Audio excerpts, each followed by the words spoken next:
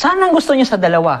Yung tipo bang yung nakikita mo yung sarili mo 10 years from now na may anak-anak ka pero umiiyak siya kasi kahit gatas wala ka? Na umiiyak-iyak yung anak mo kahit papano pag may sakit dadalhin mo sa hospital, hindi mo kayang dalhin kasi wala kang pera? O dito kayo kahit papano sa kabila?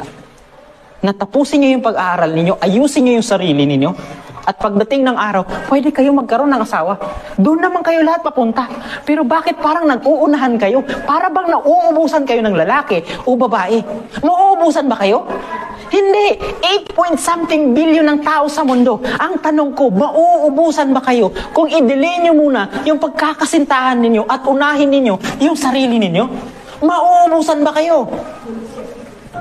Pili kayo. It's your choice. Choice nyo yan na kahit papano, unahin yung boyfriend nyo, unahin nyo yung kahit sino, o dito kayo, na unahin nyo yung sarili ninyo para kahit papano pagdating ng araw, buo kayo. Please, hindi kasagutan ng pagre-rebuild sa magulang kapag galit kayo sa kanila. Baka sakaling hindi lang kayo nagkakaintindihan, na yung oo mo, hindi sa kanila, yung yes nila, hindi para sa'yo. Kasi ang tinitingnan mo lang, oo at saka hindi.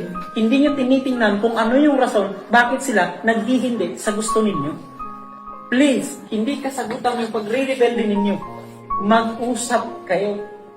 Wala naman akong against sa inyo kung magrebelde kayo. Pero ang tanong ko, kaya nyo na bang pakainin yung sarili ninyo? Hindi. Pero tandaan ninyo, walang perpektong ama at ina.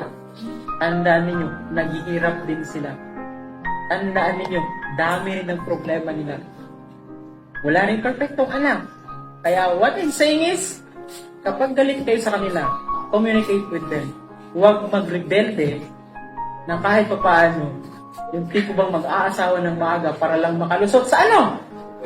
Problema, makaalis lang sa ano? Sa bahay ninyo? Mas malaking problema ninyo ang kakaharapin ninyo kapag sakaling nag-asawa kayo ng maaga na hindi nyo pinili yung taong mamahalin ninyo, kundi pinili nyo sa ano?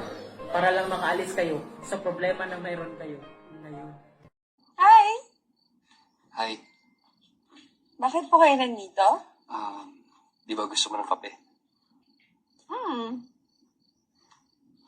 Tsaka di ba sinabi mo kung sino magdadala sa'yo ng kape ngayon? Mamahalin mo forever? Oo nga. Mamahalin mo na ba ako? Okay. Okay? Okay. I love you po. I love you din. Po.